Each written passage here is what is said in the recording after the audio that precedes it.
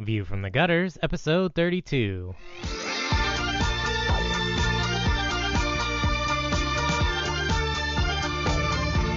Welcome to View from the Gutters, the comic book podcast where each episode we discuss a collected edition, trade paperback, or graphic novel, and then recommend and vote on the book for the next episode.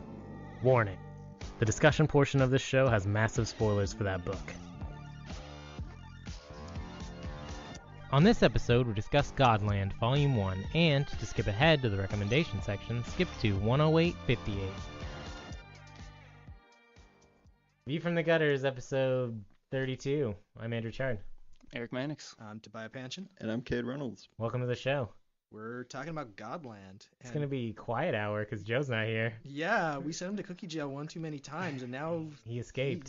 He's gone. And he's on the lam. We'll get him back. It's actually, we're recording this on his birthday, and he's up in Seattle. Yeah. So we'll yell somebody else is going to have to talk to make up for him I don't not think being we'll here. have any problem filling space. You might know him on this one because I'll talk for real this time. Yeah. Oh, man.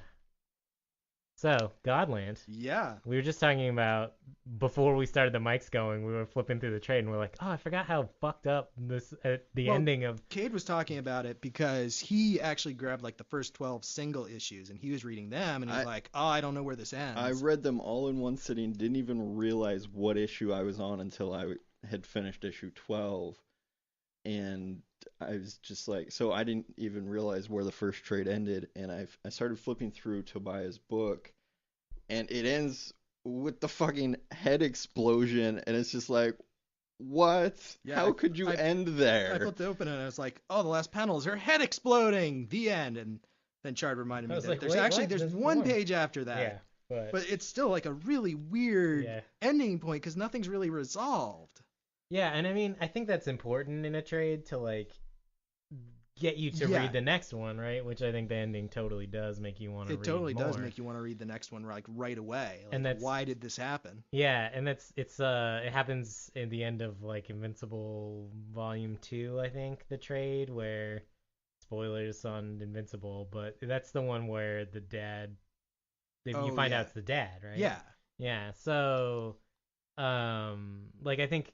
like good single issue writers used to write, where it's like, oh, now we'll get you to buy the next. Yeah, you want to issue. end on a cliffhanger. Everybody writes for the trade, so like the trade makes you want to buy for the next. I don't want to say everyone writes for the trade, but no, they do. Most people write for the trade. I mean, stories instead of being written for the issue are written for 6 issues. Yeah, they're written for the arc because they will Right. usually have a title and then an issue number of that.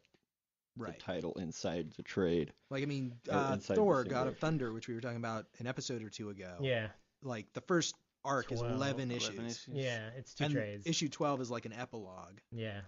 But if you just pick up one random issue of that story in the middle, you're not going to know what's going on. Right. And I was reading this, and obviously the art in this sends you to a bygone era of comics because it's very heavily influenced. Not just influenced, it's very heavily, like... emulating. It goes beyond influence. Like, this is specifically emulating Jack Kirby's style. We wish like, Jack Kirby was drawing this. It's true. They're trying to do it as close as they possibly can. It's a love letter to Kirby for sure. I appreciate that, and I want to talk about the art more later. But with the story, it made me think a lot about how decompressed comics are now, and how this was still...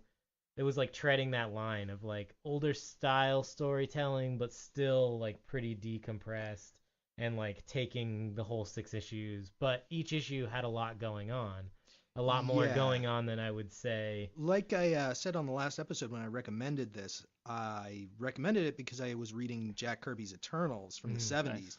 And it definitely is like very much in the style of that time. Yeah, where it like reminds me that not every book has to be Bendis having a talking head for the whole issue and nothing happens. It's like the number one thing that drives me nuts about modern comics. It's like you pay $3.99 and it's Hawkeye talking about an ex-girlfriend at the dinner table sipping tea for an entire issue. It's like nice to have those small character moments, but the character can be and should be probably defined through action. So instead of just standing there telling me I'm this type of person, this is why, like, move the story forward and we can infer. Show me, don't tell me. Yes, exactly. Well, and I'll talk about this a lot with like why I think the comic book industry like has problems selling books to young people is you go see a movie, it's 2.5 hours of action, $8 to $10. You buy a comic book, 10 minutes of maybe action for $4. Like, it's a hard price point to sell when you're not sure that anything's going to happen in the book or not. And it's one of the reasons why I've switched primarily from reading single issues to only buying the trades. I'll go to the comic store on a regular basis and like I'll check out what's going on. I'm looking online, like I'm keeping up with stuff because I want to know what's good. But when I'm looking to buy something, like I want to pay $10 or $15 and walk out with a complete story that I can read and then put on my bookshelf.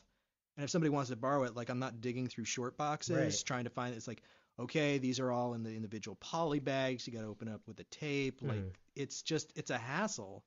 It's not a good like money to enjoyment ratio. Yeah, you're not alone in that either. Like I think the entire industry wants trade paperbacks and would rather read in the trade than in single issues, and we want more ongoing stories that are trade paperbacks.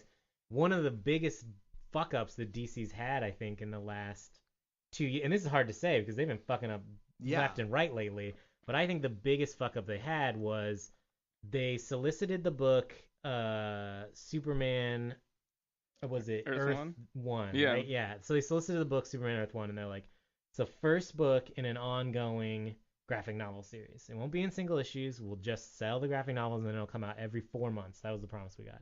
And they broke that promise by not putting it out on time. There's the only second two, one, and it took over a year. Yeah, but 3 years now. The thing that sold out on Amazon, like within the pre-order period, and like books don't sell out on Amazon that often. Like that's kind of a difficult thing to achieve, and so DC took that as, oh, people want a new origin story. Let's reboot the whole universe. Yeah, not the they format. learned the wrong lesson. I mean, like legitimately, Yeah. that's what I think happened. That's what I think triggered the reboot, was because they're like, oh, they're retelling Superman's origin. That was Earth, their year. What was it called? Yeah, Earth it was 1. Earth 1. Yeah, and they were gonna retell Superman's origin, and it sold out. And people were like, oh, people want the retellings of the origin. Time for a reboot. And it's like you learned the complete fucking wrong lesson with that. It's like when they make a shitty movie with a female protagonist, and they're like, oh, okay, people don't want to see female protagonists. It's like, no, people don't want to see shitty movies. Yeah. You learned the wrong fucking lesson once again, people with money. Like, I hate it so much. And that's what's so infuriating to me, is like, we want ongoing graphic novel series. And I think Marvel is experimenting with that again this year. Like, they're putting out I think an Avengers original graphic novel. I don't know. I'm out of the loop. Is Ellis writing that? I think so. I've heard a little bit about that. Yeah, that could be cool. I'm not sure if it's come out yet or not. His Secret Avengers run kind of flew under the radar, but it was really pretty solid stuff. Yeah. I'm so surprised that nobody is doing an ongoing graphic novel series. Like, I think that the industry is working up to it. Man, I hope so. The thing that you see a lot these days with the webcomic scene is, they're putting up the pages online, and then once they get to the end of the story, they're like, okay, now buy the book. Right, and I think that's so like they're kind of sustaining themselves with advertising and merchandise and stuff in the interim. Yeah. But like they've got the whole story written out, like it is the graphic novel. Yeah. You're just lucky in that you get to read the pages ahead of time if you want to follow along with it. And also, I feel like if an author puts like a little donate PayPal button on there, like that's so much of a better way for me to contribute to that author-artist's well-being than for me to buy the book from a publisher where they get a percentage. Right. It's like, absolutely. I'd rather just hand that author money than get a single issue. Are you guys reading the Private Eye, the new Brian K. Vaughan and Marcos Martin? It's pretty cool. Marcos Martin actually started his own website. It's called Panel Syndicate, and the story, it's digital only at this point, and it's pay what you want. So I've been paying like 99 cents an issue myself, but you can get them as PDFs, whatever. It's all DRM free. It's a great story. It's this kind of cyberpunk, near future. Marcos Martin's art, I just love it. So beautiful. And they're full-length comics, and it's pay what you want, and all the money gets split 50-50 between them, less, whatever costs for running the website and all that. I've actually heard of that website. I haven't yet been to it or perused the comics, but I did have a friend link that to me. Yeah, I highly recommend the book. Pay What You Want is a really great system, and I'm not saying that just because it's been paying off for me particularly well this week. I think I mentioned this way early on the podcast. I wrote a book about role-playing games a few years ago, and it's been available as a free PDF and a print-on-demand book for a while.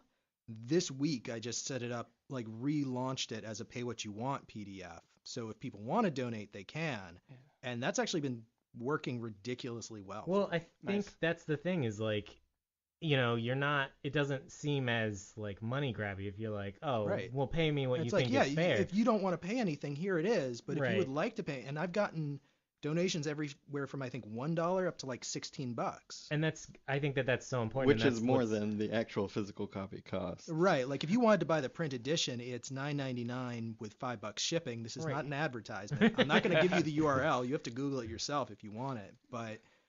And like the website takes a 35% cut. So when I sell a book, like I get something like $3 out of the 15 that you pay for it. Right. Whereas if you donate 15, I'm getting 10 of those dollars. And Like, that's that's a much better deal for me. That's exactly the point. Is like I make music, and like a lot of my musician friends are now doing the same system where it's like pay what you want, get my album, because I don't know if anyone knows this, but when you put an album on iTunes, the artist gets almost no money for that. Yeah.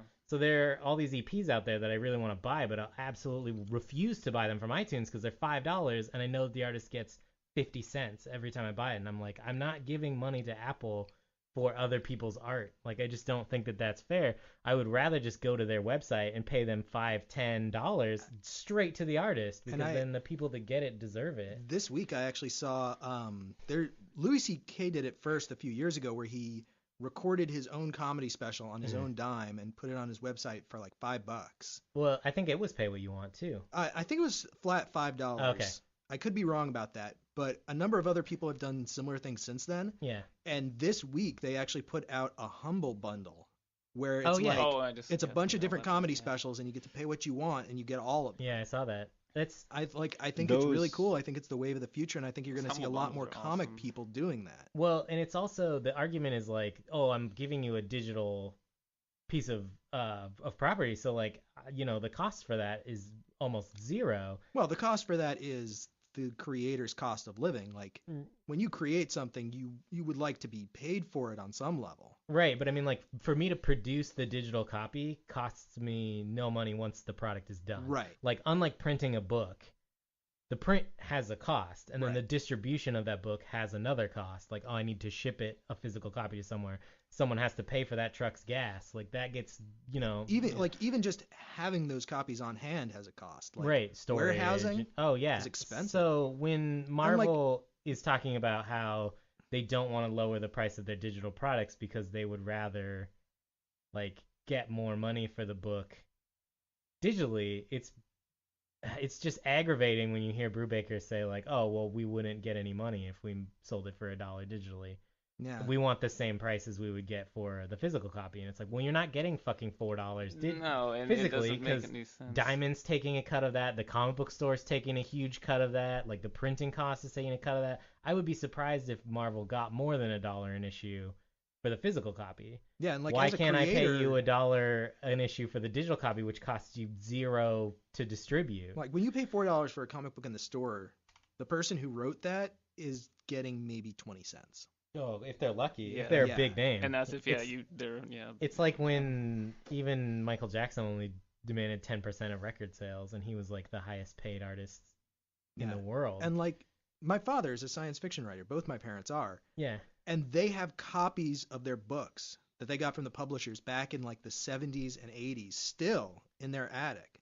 Like if you go to my father's website, he's like, buy this book that was published in 1978 because I still have original copies of it. Right. And it's like money was paid to produce that, but it's never been sold. That's Right. a lost cost. Right. Whereas when you're doing it digitally, it's like there's no, like, it doesn't cost the artist anything to produce another copy, Right. and they're getting like a lot more of what you give to them is profit versus just killing off the costs that they've already incurred. I mean, the direct market for comics is now totally a misnomer, because Right. the direct market now would be internet distribution. Like, that's the direct market, is like guys like 4-Star Comics and all these companies that are putting out a great comic property that you can buy for $1 an issue digitally.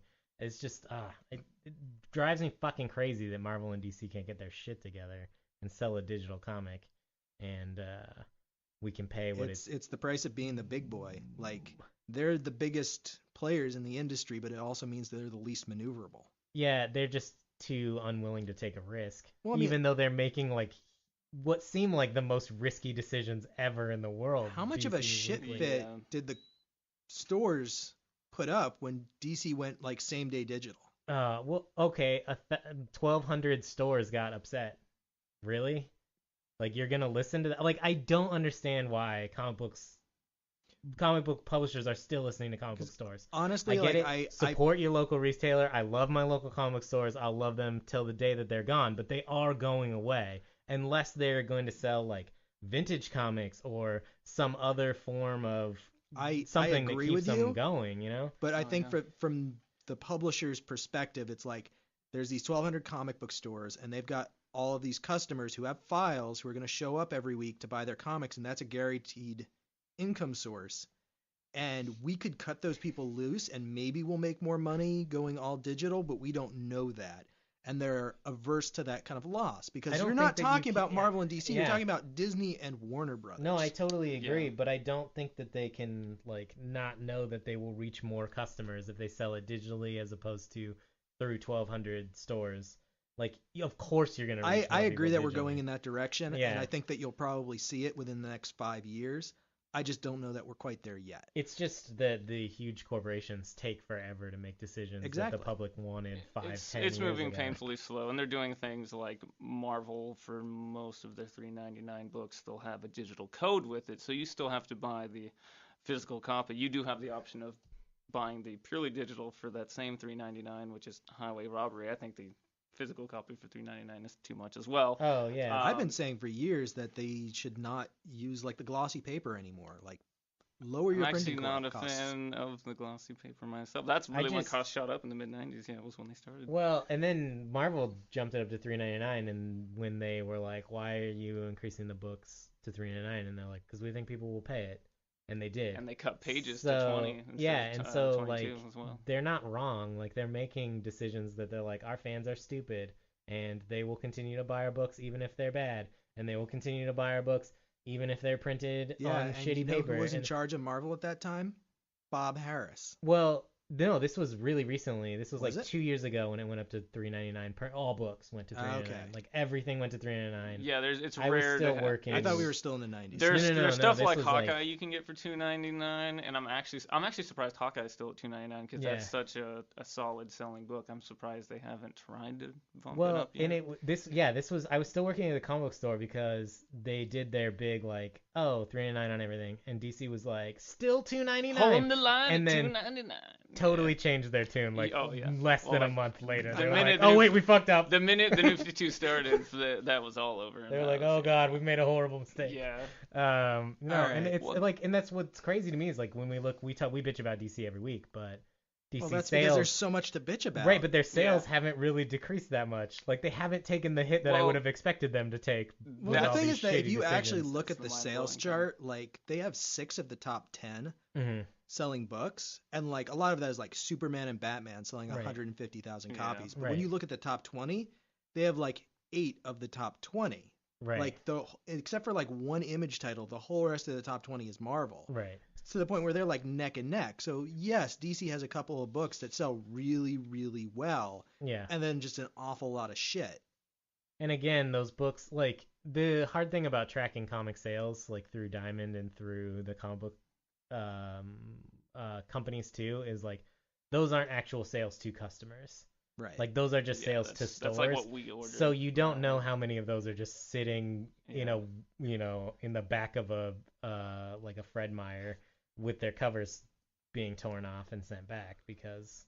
Or like a ton of Final Crisis that just never sold and And is sitting in the long- back issue somewhere. Oh, you know, long in a boxes box. full Yeah, of yeah. them in comic book stores. Like, you don't know Yeah. what that sale actually Yeah. means. So it's hard to track those numbers, but digitally it would be easy to track those numbers.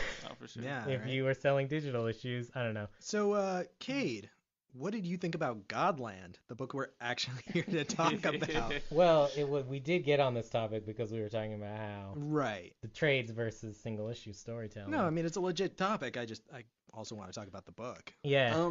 I really, really liked this book. It reminded me of a time when I would read a lot of comics at once just because they were too damn good to put down.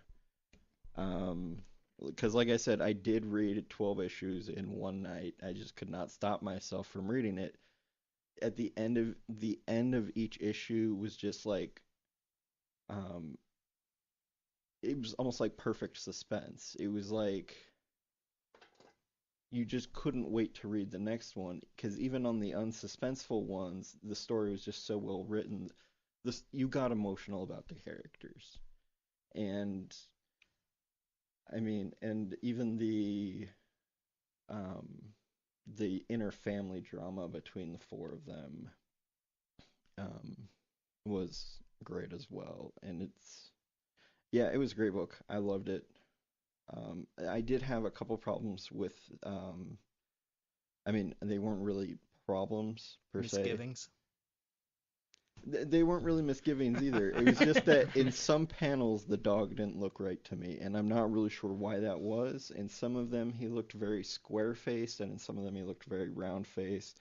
And I mean, it could just be that maybe you're not supposed to be, maybe it was drawn fast in order to give it that look that we've talked about before, that you're not supposed to pay too much attention to it in that panel.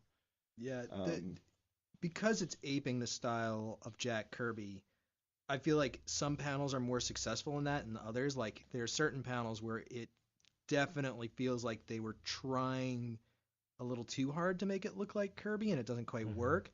And then there are other panels where it works absolutely perfectly. Yeah, and when it works absolutely perfectly, I'm like, I've seen this panel in a Kirby comic, which may or may not be true, but like it gives me that feeling where it's like, oh, this Jack Kirby definitely drew something similar to this. Absolutely. And I'm sure that's on purpose, even when that happens. Oh, yeah. And definitely. so, I mean, I didn't even have a problem with that. It just was something that I noticed. And so I decided, since it was the only bad thing that I had to say about the book, I should say that's it. fair. Yeah, yeah. This book almost reminded me of Fear Agent, in that Fear Agent was Yeah. another book that I did not want to put down. It reminded me of Fear Agent a little bit too. And I've always been of two minds about this book. Because on the one hand I do like it, but it almost feels restrained in a certain way. Like it's just one step away from being a really, really good comic. And it's hard to put my finger on exactly what that is, because there is a lot of really cool stuff here. I really fucking love the alien dog. I think he's super cool.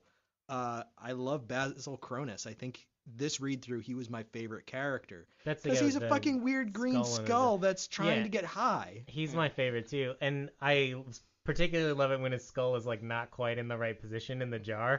Like it's not like a skull in a jar the way you would think of like a villain. Yeah, it's just floating in there. It's just like not. It's just going any which way. It doesn't. How does he see forward enough to? Well, how does he talk? He's a skull. Yeah, I love it, and it's like it doesn't matter. Like I don't have to dig into it too far, but I do love the scenes where it's just like floating and looking up in the top of his jar and like on its side, all fucked up. And good villain. Yeah, villainish. Definitely. Thing. Generally, the villains in this are good. Yeah. I remember I read the first issue, and the first thing I thought was, wow, this is a really cool tribute to Kirby. Other than that, what's the point? But then I read issue 2, and I started to get a little more of Casey's voice coming out. And I noticed as the series progressed, the original ideas shining through more, and Joe Casey's voice actually starting to shine through, and so I found myself enjoying it more and more, because I'm a huge Kirby fan, but if it had been nothing but a love letter, a tribute to that, I would have gotten bored quickly. But I definitely noticed like things like Basil Cronus, you look at him, and at first, you're thinking, I've seen this design before, whether it's through Kirby or a Mignola doing it. But then, like Andrew, like you said, suddenly it's like his head's twisted askew to the side, or he's mainlining, cosmic god blood. I've never seen that before in a comic, myself, and so I loved his motivation. In some ways, it was almost like Wormwood Gentleman Corpse kind of silliness involved in some of the situations. Yeah, there were some really funny kind of offhanded comments. But I think what you were saying, Eric, is exactly the issue that I have with it, is that it's a little bit too invested in being an homage to Jack Kirby, to the detriment of the story and the art. to a certain extent. Yeah. But as the series goes on and the creators become more comfortable with their own creation, I think that problem diminishes. So that by the time you get to the end of this first trade, which is the first 6 issues, it's really not the problem that it was. Yeah, I at the noticed the beginning. voice definitely like got to the point where it's like, okay, this is modern storytelling, but in a universe that like Jack Kirby could have easily created. Yeah. It almost reminds me of like when people will tell fourth world stories, and I'm like, oh well, it's Jack Kirby creations, but the storytelling is modern, so it's like slightly different, and I like that. But I did have a huge problem with the art in this book. I think the art is well done, and I think that it's good, but for me, it's really hard to read it because the coloring throws me off a lot. Like when I think of Jack Kirby coloring, I think of that newspaper print paper, and I think of like those fourth world stories and the way that those were colored in the 70s, which was colored a lot different than we color modern comics. And so it's like the cover versus Yeah, I'm holding up interior, the yeah. trade, and on one page there's the last page of one issue, and next to it is the cover of the next issue, which is like almost the same panel, or maybe it isn't even the cover, maybe it's just a piece of artwork. Yeah. But like the coloring and the shading is completely different between the two of them. Right. And the one that's done in the much older style actually looks better. Yeah, in a sense. That's my thought. Is like I like the way that it's colored. I guess it doesn't ruin the book for me, but I do wish it was colored in the style of like a 70s book because I think it would look better. I think it would look better on Kirby's art. Yeah, you're talking about the four color, the newsprint with like the dots Just even. Yeah. I don't know. We're holding up a page, so that doesn't help Yeah. anybody. Yeah, it's like Can't you but we're holding I it think up for it's each the other. end of chapter 2 and the beginning of chapter 3. So Yeah. it's Maxim, the alien dog, Right. on both pages, but one page is from the comic itself, and the other is probably the cover of It's not the third issue. I don't think it's the cover. Maybe it's just a piece of character art. Yeah, it just looks like a piece of But added like art. But it's both Maxim like facing directly towards the panel, Mhm. and like he kind of looks like he's leaping, and they're just colored differently. yeah. And one's colored in an older style, and it does look better. Yeah, I think there were too Yeah. many highlights going on. It was distracting from the art because the art in the old Kirby books was all about the line and inking work. Which is actually funny because if you look at like the old Jack Kirby pencils versus Oh my the inking God. that was done over them. Yeah. I mean, I think you've talked yeah, about this. I have talked about this like innumerably, I'm sure. There's a great book. If you haven't read it, it's called Kirby King of Comics. Like, go buy it. It's awesome. You won't regret it. And in it, it has a lot of Jack's pencils, and they're so detailed and elaborate, and like he took time to draw this stuff. Like, he was a master of penciling. I didn't really appreciate Kirby as much until I read that book and I looked through his pencils and his original art, and I was, it's jaw dropping. It was insane. Like, there's a huge panel of Galactus in that book, and there's more detail on Galactus than I've ever seen. And it's because in the inking process, a lot of that detail and intricacy and delicate pencil work was lost due to the constraints of how comics used to be made. Yeah, and he used to do like a lot of really interesting shading in the pencils. Right. And then somebody would go over it with ink, and the ink would all be one tone. Right. And so I would love to see, what he would have done, had he been able to ink or whatever, in a more modern style. But I do think that the book is a little bit too heavy leaning on the Jack Kirby influence for, like, there's a lack of detail that I don't think was intentional with Kirby's work. It's just like how it turned out in the process. Right. And so I think a little bit more detail would have been fine, but the colors try to add detail, but it's like the wrong kind of detail. So there's like something about the art really is off-putting. It almost to me. feels like a colorized movie, I think. Yeah, it just doesn't quite feel right, and it's not as good as Kirby. And I mean, I don't think that's really an insult to the artist because Kirby is one of the greats. I think he's like one of the best that ever lived. So I mean, the art I still enjoy in this book, but he's not Jack Kirby, unfortunately. But Well, it's just hard for me to read it, I think. You've read ahead, Cade, since you read the first 12 issues. Like, do you feel like that problem sticks around, or does it get better as it goes on? Okay, so I may not have the exact same experiences with Jack Kirby as you guys do, because while I really do like the older Jack Kirby books, I kind of got a sense that this, while based on it, to me it didn't feel the same. Hmm. And so, I mean, when you say like it tries too hard to do it, I mean, I guess I didn't see that. Um, Well, for me, the storytelling is very modern in the way that it has like those flashback panels that, reveal his power set. There's like a Mm-hmm. lot of movement around in time that wouldn't really have been done as much, I think, in older style comic Yeah. storytelling. So it'll be like, every issue basically includes the 4 years earlier on Mars where he's like learning to use his powers and like getting told stuff by the fetus, the cosmic fetus collective. And they're like teaching him how to use the stuff. So when he needs to use a new power, like when he needs to get out of that white prison thing, it's like a good excuse to flash back again and be like, you have a power that we haven't shown in a previous issue that I just thought of and I want to add in issue 5, but like forgot to put in a flashback. So here you go. And it's like, I don't think that actually happened in the writer's I brain, but actually like it gives him an excuse to add whatever he wants, which is great. I do love the Cosmic Fetus Collective. Oh, I do too. I think that's my favorite part is when it's flashback to Mars and he's like learning these power moves that the collective has named. Like he's not naming them. And I they're love like it. alien babies. Yeah, I love it when superheroes name their own power or their own attacks and stuff because I'm a huge fan of like fighting games where they'll call out their attack when they do it because I just think it's funny. But Super Cobra Punch. yeah, just like Berserker Barrage. And like in this one, they're like naming them for him. And my favorite is when they name it like the 5 fingers of fire or something. Yeah. And it's like the alien baby only has 2 fingers. So like he thought of that name specifically for this guy. And I think that there was probably like a meeting off panel where they're like, all right, what should we name this new move that we're going to give him? So it has to have a name. We can't The just tell him to Diamond do it. Sun Heart Area Shield. I love the names of things and I love those panels so much. And I like that it's able to take time with those panels because of the more modern storytelling style where it'll be like in the present, now in the past, in the present, in the way more distant past. Like it has a modern storytelling, but the art, the only thing that's modern about it is the colors, and that's the part where I feel like it's lacking. Like I wish it was still Kirby influence. Like there's Kirby Crackle in the background, and there's like the heavy shadow lines and stuff. But I do wish that the art was just a hair more modern. Like it wasn't trying to ape the style like too much.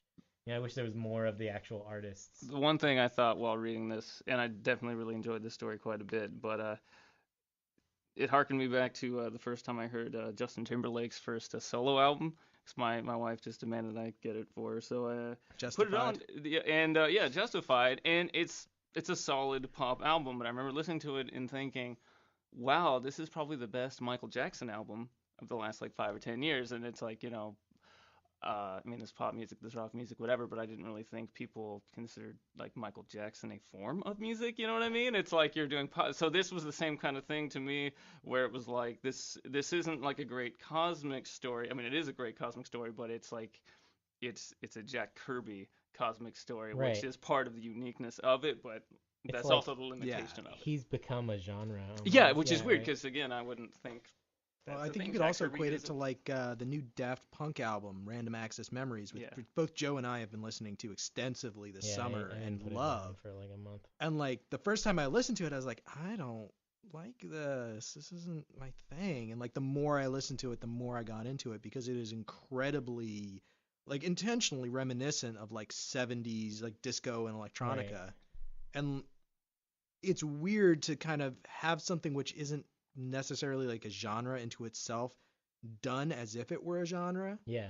And this is definitely treating Jack Kirby as though he were a genre. Yeah, it's like retro. It is also like intentionally drawing on those retro feelings. Like we all have feelings when we think about Jack Kirby, like whether they be good or bad, but Absolutely. they invoke something in you, and like this book is trying to channel that not only in the genre but in the art, and just being like, look, this is supposed to make you feel a way about a thing that you. It's like when they do pixel art in modern video games. To me, Yeah. it's definitely like, hey, remember when you liked this? And some people have like a really adverse reaction to that and are like, no, I never liked that. Because I grew up on PCs or I grew up on more modern consoles, so like pixel art looks stupid to me. But for me, like there is always a little bit of a giddiness when pixel art shows up because I'm just like, I remember that. Like It's the 8-bit sound for me. Yeah. Oh, totally. Well, this is a great transition, but I always listen to music while I'm reading a book, and sometimes I'm like tempted to say it on the show, but I always feel like that's a little bit weird. And I But, think like, you should definitely do that. Yeah. So when we did Farford and the Grey Mauser, I listened to the soundtrack for Lord of the Rings, which I think went along like pretty well with it, and Yeah, I was can see good. that. But for this one, I listened to the Mega Man 2 soundtrack because they said Crash Man in the first issue, and I couldn't think of anything else. So, yeah, I love 8-bit music, and that. Well, also, I got what I thought was Crash Man's song stuck in my head. Turns out it was not Crash Man. I don't know what song I got stuck in my head. It was Some probably other Airman. Mega Man. No, it wasn't Airman. Airman's the best, but Was it Frogman? I don't think so. Because those always feel like the most standout ones for me on that game. Well, yeah, I think it was not 1 from 2 because I never Okay. really owned 2. I had 3 and 4. Those are the ones then I you didn't had. have the best one. Yeah, I learned that later, but I didn't know that when I was like 10. I had 3 and 4, and we played those a lot. And I think we rented 2 one time, and it was like too hard, so we didn't play it because we didn't own it for long enough. But anyway, retro. It's weird how Mega Man, like, the first one is like not as good. There's only 6 bosses. Mm-hmm. And like already by the third one, like it already seemed like the series was on the downward slope a little bit. And 2 was just like the perfect Mega Man game. Yeah, And like I'm sure there's Mega Man fans out there right now who are raging at me, who will tell me all Yeah. the perfections of Mega Man 3, 4, and 5. Well, 3. But I always felt like they were already getting a little bit repetitious by Mega Man 3. As And there in- are good stages and bosses in those later games, but for me Mega Man 2 is the perfect one. As a fan of the music, I think 3 had better music only because the like technology had slightly improved by 3. Like they found another way to add like a line of code to add like sound effects to. Well, there are only a certain number of instruments that were built into the Right. chip of the NES, but I'm sure that there's some trick that they could Yeah, do. they where- figured out something between 2 and 3, and I read this somewhere, and it was a long time ago, and I don't remember, and I probably would read it now and go, oh, because I know a lot more about sound now than I did then. But there's percussion on the Mega Man 3 tracks, and there isn't really on Mega Man 2, and they're composed by the same person, I'm pretty sure. So I Weird. think it was like It's- a technology improvement rather than like a composing improvement. I know we're getting kind of off topic, but we've talked before about the limitations of the medium and how that affects the kind of stories that are told in it. Yeah. And I always find it endlessly fascinating to read about old video games and the way that the hardware influenced the creation of the game. Mm-hmm. Like the reason that Mega Man is blue is because they wanted the highest level of detail on the character sprites, and there are more blue colors in the NES color palette than any other shade. Yeah. Like there's just a bunch, there's like 13 different blues compared to like 8 different reds. And so they were able to get a higher like resolution sprite by making him that color. Also, there's a lot of interesting like character limitations in the fact that he changes colors because Mega Man, his sprite changes colors by Right. switching weapons, and the NES it's 8-bit, so there's only so many colors you can have on the palette of the background of the stages. Mm-hmm. So that's why the background is always black, I think, on some of those. I don't know. It's either black or blue. People who know more about pixel art could explain this better. But yeah, I mean, I always find that it's really interesting how like the limitations of that go. But I do recommend reading this while listening to the Mega Man 2 soundtrack because I do think that has the best music. Mega Man 2. Yeah. 3's good, but 2 has Airman Yeah. and Crash Man. I don't know why, but Airman's music has always stuck with me. Probably because he was like one of the first bosses that I would play. Yeah. I always did Mega Man 2 out of order. I do Freeze Man or Flash Man. I do Flash Man first, and you're not supposed to. Is that the one where you're falling and the lasers are coming across the screen? No, that's Quick Quick Man. Okay. Flash Man is the one where it's like all the crystals and they light up different colors. I don't remember 2 nearly Oh, well enough. jeez. I just watched somebody play it too, so I really should be like 2 should be on my mind. But, Okay, so everyone's job after listening to this podcast is to go and play Mega Man 2. It's so good. Play it on hard mode because that's the Japanese version. In the US, they have like hard and easy, It's hard and normal. hard and normal. And I always played it on normal. hard was what it came out as in Japan. There is no difficulty selection Weird, I never on knew Mega that. Man 2 in Japan. Yeah, it's just I just knew that I would die in the exact same place every time I played, which is that fucking dragon in Dr. Wily's Fort, oh, yeah. where there's like 3 blocks that you can jump onto and he breathes fire at you, and I would always always fall down. Is it? Oh, I don't want to talk about Mega Man this whole episode because we totally could. But I forgot what I was gonna say about 2.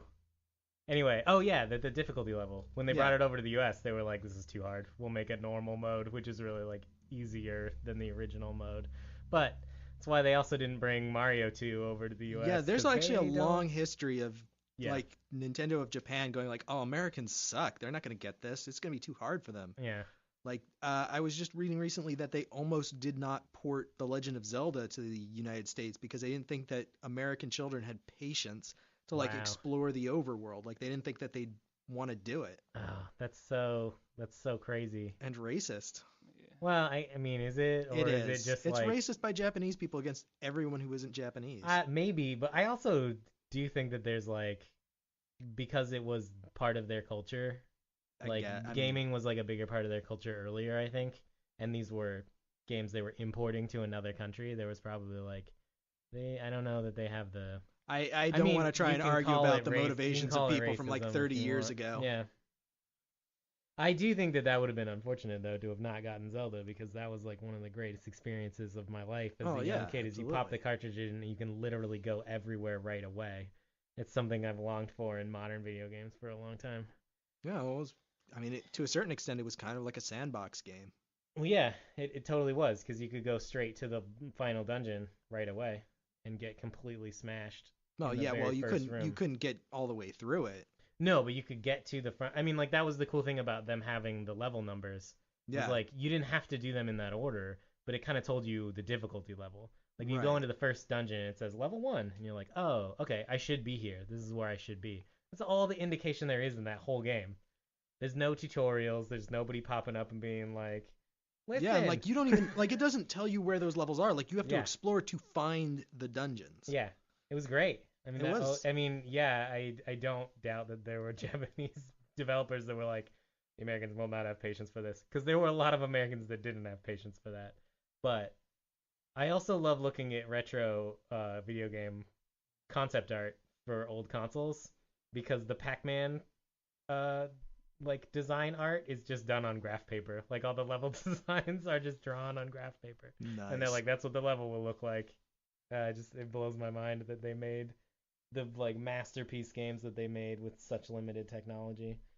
And now you have all of the technology in the world, and total dog shit like Grand Theft Auto 4 comes out. Although, and yet still the hardcore Minecrafters still use graph paper. Oh yeah, yeah. I actually downloaded a program called Pixin Oh, for OS 10, Yeah. which is specifically it's supposed to be for pixel art. Mhm. So basically, it just gives you a grid, and you can click on the pixels and make them whatever color you want. Yep. But I use it for designing Minecraft shit. Yeah. Yeah, I just downloaded that. No, it's great. It's fun. So if any of you are Minecrafters, download Pixin for Mac. Or if you're just a pixel artist. Well, like, that it's too. really easy for the iPad. Oh, is there an iPad version? Oh yeah. Oh shit, I gotta Yeah. get that. I'll stick with my Staples graph paper. Oh, hey, graph paper is like so fast. Definitely, I have a class where I use graph paper because we're drawing like circuit diagrams and stuff. And I would totally get distracted in class and start drawing castles for Minecraft Nice. because I'm an adult. I know I'm gonna make somebody out there groan who is hopefully listening to this, but I actually have a pad of graph paper that I've had since high school, which is a long ass fucking time ago for me. And like I've never like it's just the same piece or the same tablet of graph paper that I've just never completely used. Wow. And like every 6 or 8 months I'll find it and I'll be like, "Oh, look, I found my graph paper. You know I've had this since high school," to whoever is around. And I definitely pissed off Brant about the 8th time I told him that. That's great. I have so many notebooks that I'll use like one page out of and then lose and then be like, I'll need to buy a new one and then find it again. So I have like a whole drawer full of notebooks because I'm an idiot. I have 3 pieces of like lined notebook, like spiral bound notebooks that I've had since 2006. I'm always buying new notebooks. And So, I can't handle anyways, one thing I wanted to mention about Gødland. Why you Yes, always having dear to get us God, back draw on- us back to on the topic? comic book. Because I feel like if I don't, I'm gonna forget it. See, Oh, this is say it. this is why we need Joe here. Well, because we could all be yelling at him We could instead be Exactly. of talking about this. Yeah. Like we need Joe here to be wrong so that we can yell at It's him. true. Okay, so we need Joe here for us to tell him he's wrong, but we need Tobiah here so that we don't talk about puppets. Yes. There's a lot of checks and balances And we need involved in the. Chard here so we don't talk about cars. Oh God. There Still was my a panel favorite- in my this that favorite made me answer. like a little bit like, oh God, when they show the dog planet and they're like benches and like there's architecture and I'm like, oh God, how do those dogs have architecture? And then I was like, well, they haven't shown their hands. Maybe they have real hands. And I just like had to talk myself down from that panel. I think I have problems, man.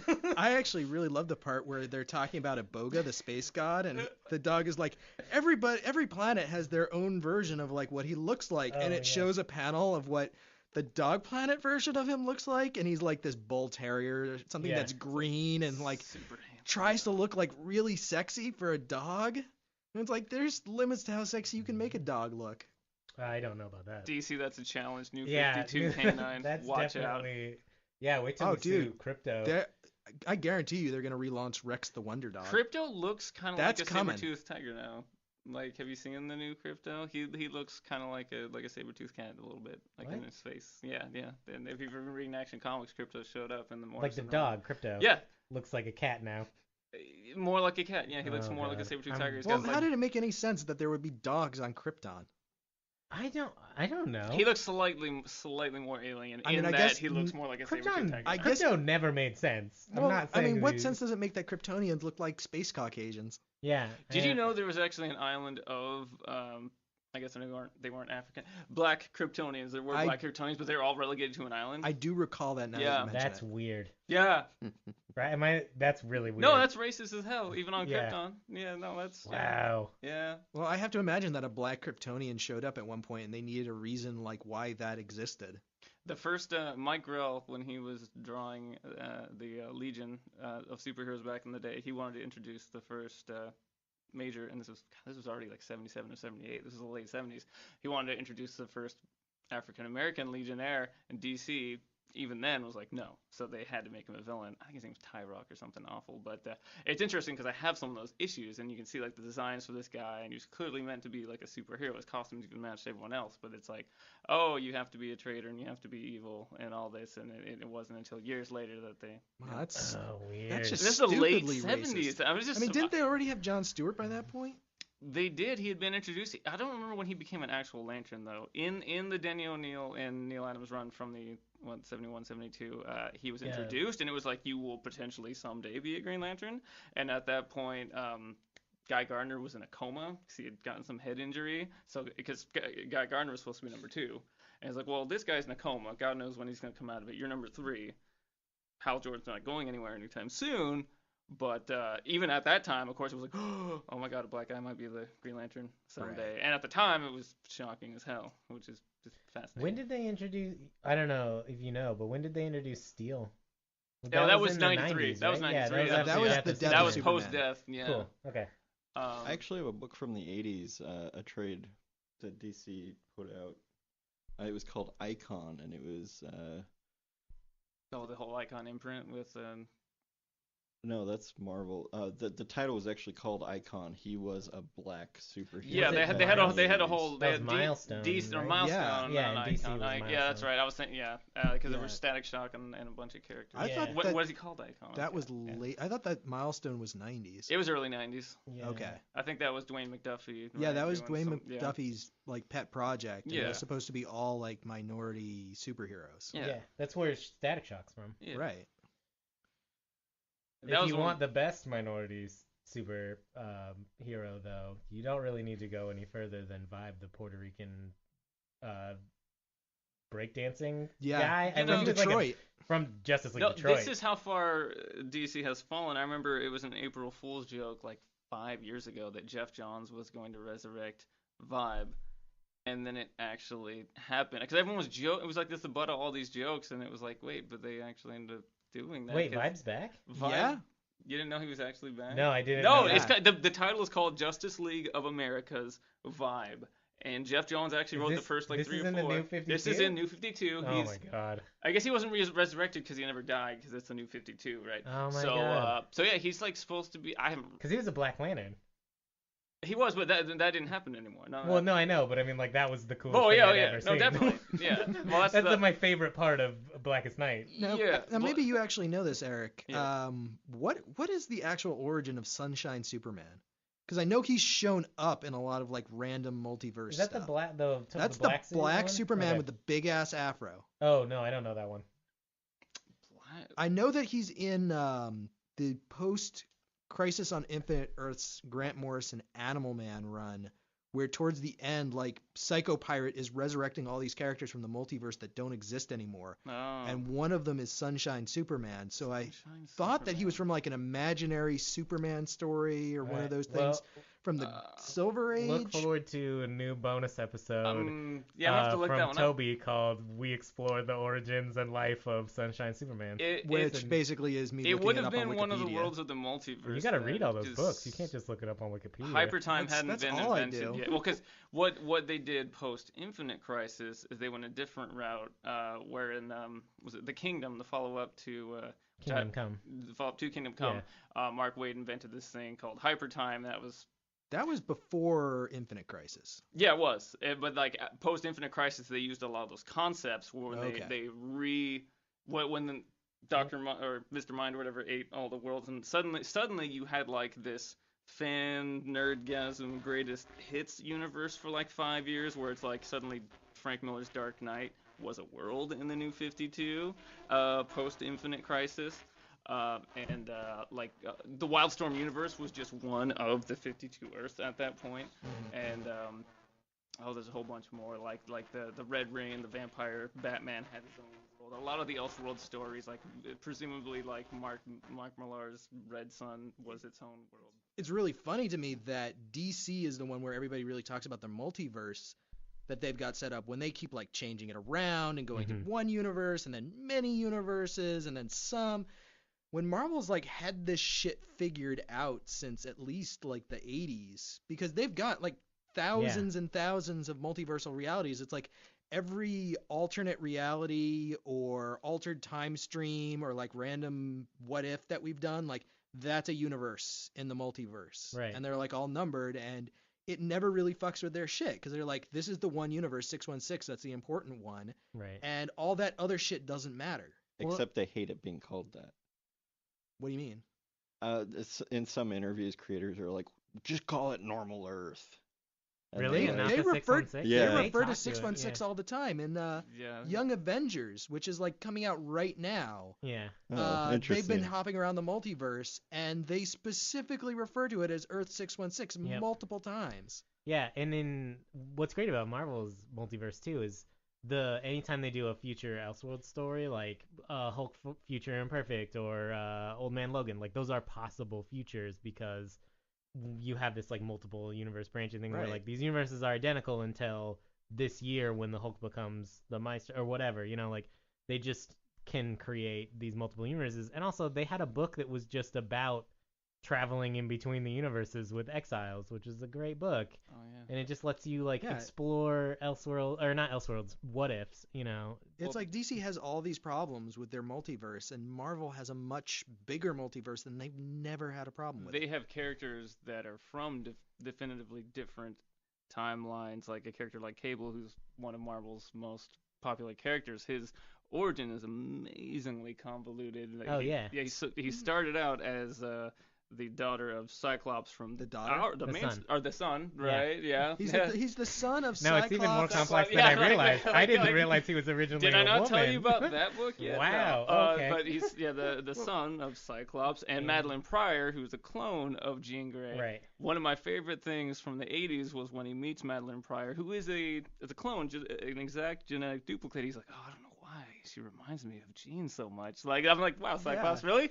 Maybe it's because they look identical. It's not like, oh, you kind of look. It's like Well, that's a clone. I kind of think Cyclops can't see very well because he's got lasers. He's got these- that's true. lasers shooting back Ruby into vision. his own eyes all the time, and he only sees basically Yeah. like Virtual Boy, and so Which would mess you up for yeah, sure. it'll fuck you up. But I he mean, if gets you want a- to talk about convoluted, Yeah. Rachel Summers / Rachel Gray, her Uh-huh. origin is like way more fucking convoluted. Did you, because there's her inner combined. Did you know that? So- Yes, I did. Yeah. Because she's from an alternate future that doesn't exist anymore. Right. And then she lived in the present, and then she went to the future where Cable was Yeah, and to raise him. Yes. Like, and then that future didn't exist anymore, and Cable rescued her from the time stream and brought her Yeah. back to the present. Like, They she's don't. been Yeah. like to 2 or 3 different non-existent realities. They don't play by the Back to the Future time travel rules. Like, you don't fade out of existence when you Yeah. change the timeline, because otherwise Bishop wouldn't be around, Cable Well, wouldn't be around, Richard Gere because, wouldn't be around. They wouldn't like, have- some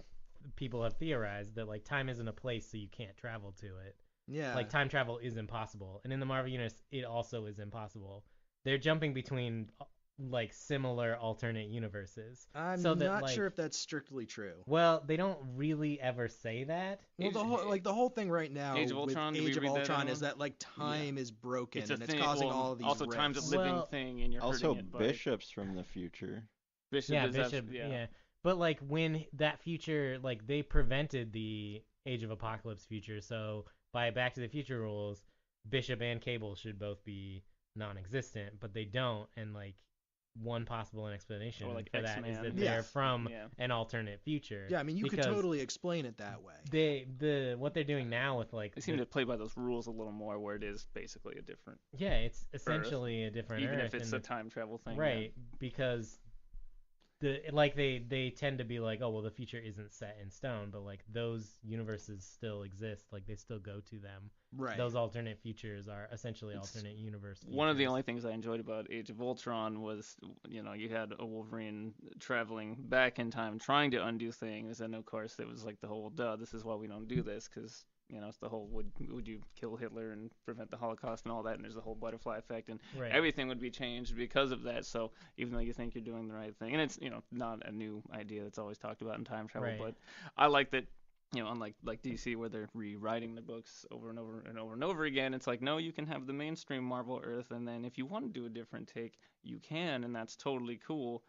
But then it's the Ultimate Universe, or it's the Days of Future Past Earth, Right. or the Age of Apocalypse Earth, or whatever it is, and it's usually pretty clear, and it's not confusing, and people seem to be fine with it. Yeah. Well, yeah, because it's not like they don't make a huge deal out of it. It's like if you didn't read that book where they went forward to the future, oh well. He's just a cool guy with a gun. Keep Yeah. going. Yeah. Like And this they one, don't- Spider-Man has like 2 left arms or whatever, just, but like, you don't need to know that. they Well, don't treat the reader, and I don't know, this is like a broad blanket statement about 2 huge mega corporations, but it seems like Marvel to me doesn't treat the readers like they're idiots, and DC does. They're like, oh, they want to understand if there's 2 Flashes, and Marvel's like, fuck you, there's 80 Spider-Mans, go. Yeah. And you're like, I guess I gotta keep reading and find out what happened. Like, you just are expected to do some legwork yourself and like read a Wikipedia article or 2 and go, okay, keep reading and enjoy the great story that's coming out, because the story is the most important part.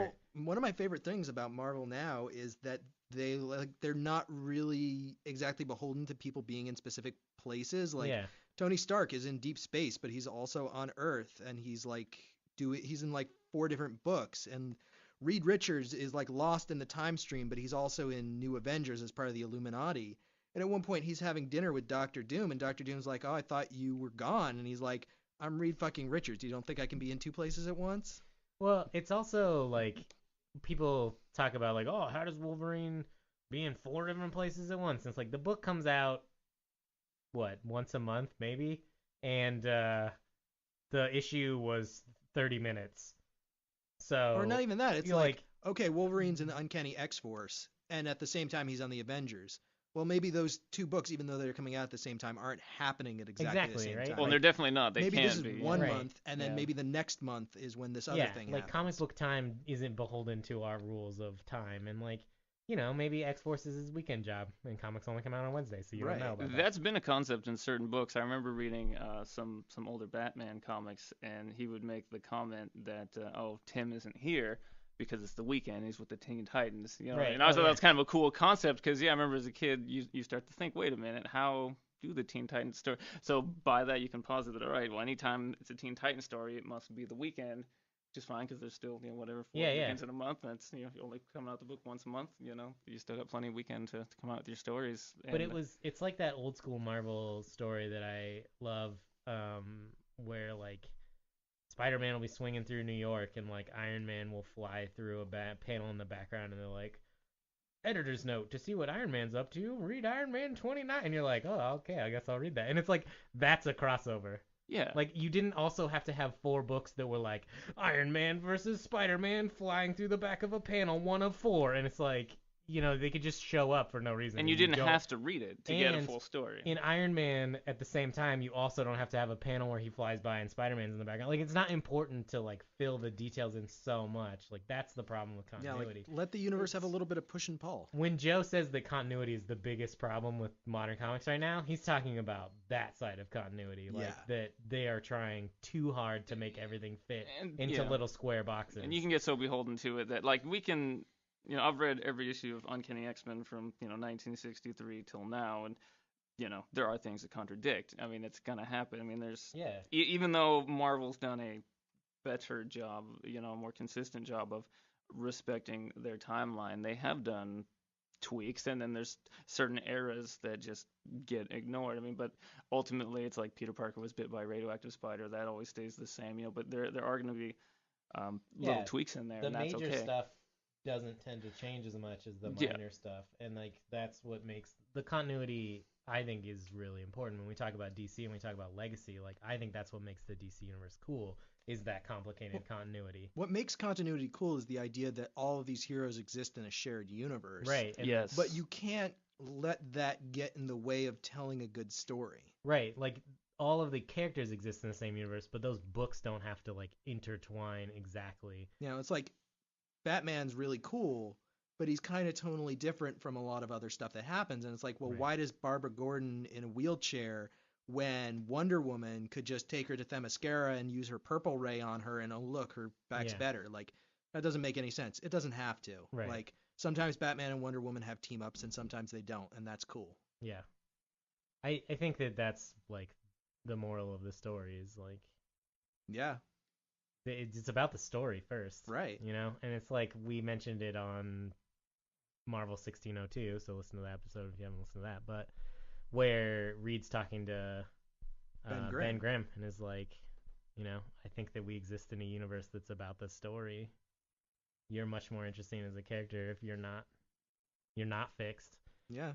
Absolutely. Neil Gaiman knows what he knows what he's talking about. The man can craft a story. Indeed. So, did we have anything else to say about Godland? Yes, I was bringing something up earlier and completely forgot to finish my thought. I wanted to mention the way that the characters were introduced. I felt was very fluid, and it's very rare that you see that these days.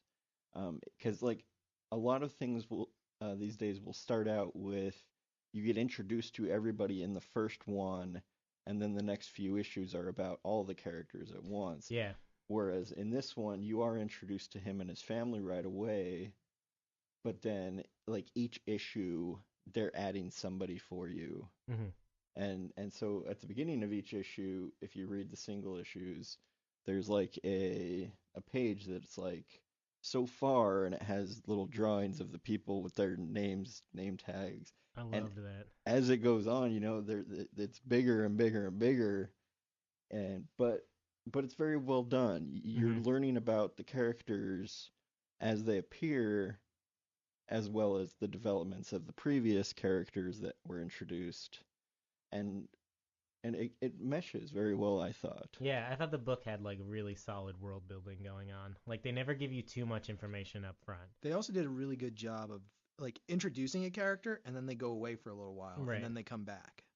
Well, they're doing this thing that I think is really smart, where they just like make you want to know more about them, and then they don't tell you, so that you're like, I still want to know about that other character, and it makes you keep wanting to read it.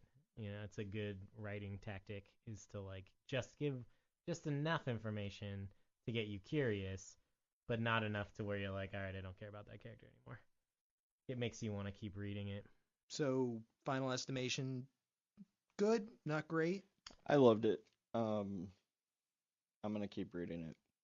I think for me the art really is off-putting, but I still like it enough that I want to keep reading it, and I think that that's the biggest thing I took away is like, I want to keep reading the story, Like these first 6 issues weren't enough for me. I really want more. So I don't know if that makes it like a great story or not, but it definitely whetted my appetite for more. I definitely wanted more. Yeah, when it ended, starting where we started and just within 6 issues, I felt like it was a story too where like I think you could have jumped in on issue 3, for example, and I don't think you would have been too lost. I know we've talked about the blend between the more modern and the classic styles of writing, but I feel like this is a story where you could, at least up to this point, read individual issues and be okay without needing the overarching. Everything does connect in a nice way, but um, I feel like I could have read, any issue within the 6 and been okay, which is one of the things I loved about old classic Marvel stuff. Like Yeah. if you're reading the Kirby actually on the Eternals, you could have done something like that. So I definitely enjoyed that. I definitely want to see. I'm definitely gonna keep reading it and see where it goes. I loved the recap page too. Like it just was like so nice to see that in comics. They don't do that in. Just the lettering, everything Yeah. was nice. Oh, The whole actually, design of the book. Speaking of the lettering, the one thing that I picked up on was like a lot of different characters have different letterboxes, colors and stuff, and I feel like they should have taken that further. Because when you look at something like Sandman, where it was like well known for how they did the lettering on each different character, they were like drawing the balloons differently for each thing and like making it kind of more making you kind of imply how that is going to sound by the shape of the balloon and the shape of the words. Oh yeah. I feel like these were just colored balloons. Like I wish there had been a little bit more difference in the actual text from balloon to balloon, or maybe the shape of the balloon from character. And I don't often They notice did that with lettering. the Cosmic Fetus Collective. Like each of them spoke with a differently shaped word bubble. Right. One's But- an octagon, one's a circle, one's a hexagon, one's a triangle. But the villain guy that is the Rock, Nickelback? Nickel, yeah. Yeah. Something like I that? thought it I was don't think it's Nickelback. I think it's go ahead. Nickelback. Nickelback is always the villain here. Nickelback is an amazing band. This is a villain. No, he has just a regularly shaped word balloon, but it's black. The background of it is black, and the letters are white. And I just like think they could have gone a little further with that. Yeah. Because when the like cosmic stuff is happening, the voices all sound like different, and his word balloons are interesting. But do you think they could have gone a little further? And I think that's another thing that I feel like they sort of played safe on. Was like the lettering could have been even Frederick more Nickelhead. Nickelhead. Yeah, his word balloons I think could have been even cooler. Because they're more regularly shaped still. So I see that they're black, but that doesn't really give me any indication as like how his voice sounds. Yeah, You know what I mean? I can see Yeah. that. Yeah, like where if you make a square box with like little jaggedy things on the side of them and it's like static in the background, I'm like, okay, that probably sounds like a robot voice. Like you can imply certain things from the shape of the box, Mm-hmm. but just having a different color doesn't really do enough for me. And when it's different color is used properly, like in Asterios Polyp, like we've talked about, where it's like Right. when the tone of the conversation shifts and the colors shift, like you are implying something different, not about the tone of their voice, but about like not about how their voice sounds, but about how they're like using their voice in that panel or whatever. I think that's really clever, but in this, it was just to differentiate the boxes, and I think they could have gone further. Yeah, it seems like there's so much that's good about this, but just a little bit less good than I really want. Yeah, I think that there's a lot of room for improvement, which is why I want to keep reading, because I have a feeling that it's going to just keep getting better. And I know that Joe Casey is a great writer. Right. So, like, I have 100% faith that there's interesting stuff is going to happen. Cool. I don't know. Any final thoughts, Toby? No, I think that about covers it. I mean, I feel like I liked it a little bit more than I did the first time that I read it, because I bought this and I read it, and it's been sitting on my shelf for 6 years since Mhm. then. And I still do kind of feel the same way. I'm glad that everybody else seemed to like it a little bit more than me. I'm not sure that I'm going to go out and read the rest, but I have the feeling that if I read it, I'd probably still like it. Yeah. Just not a lot. Yeah. Well, let's move on to recommendations then. Cade, what would you like to recommend this week? Okay, so I have. Oh, hold on a second. Do you want me to do Lost my mine place. first? No, I got it. Okay. Okay, so the book that I'm bringing, a friend of mine from Northern California recommended it to me. The same guy who recommended the Hellboy and Batman book that we read. Nice. Hellboy have masks and monsters. It was Yeah. also the ghost one, which was awesome. And this is called Batman the Cult, and it's written by Jim Starlin, illustrated by Bernie Wrightson, colored by Bill Ray.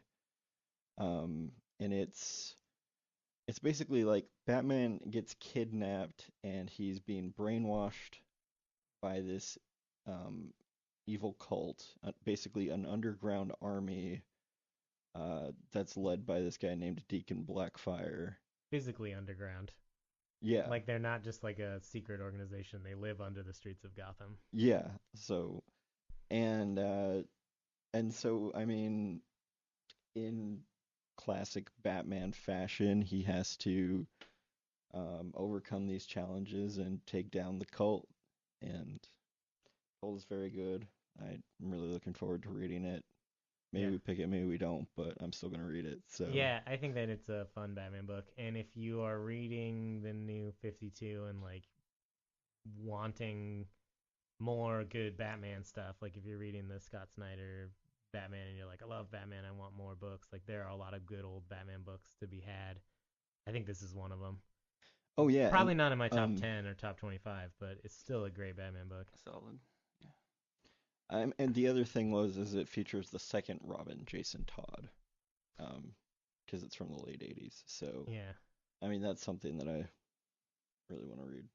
Yeah, it's modern era Batman, but it's pretty early after Crisis on Infinite Earths Batman, so it's still kind of like finding its legs in the modern universe.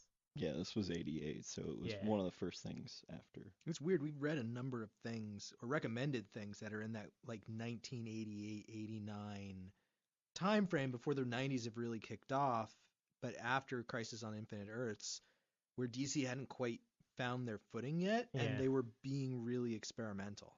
Yeah, which I think it's interesting. Came up with a lot of fucking good books. Yeah, it's interesting to me that there's so many interesting comics in that period of time from DC. There's so many different incarnations of Batman going on at that time because like people still haven't figured out how to get him out of the like daytime buddy with Superman era, but not as dark as the Dark Knight Returns, Frank Miller Batman. There's like a lot of in between in there. There's like good Batman as the detective. What was the name of that Batman series from the 90s that was particularly dark? It was like something of the like Shadow of the Bat.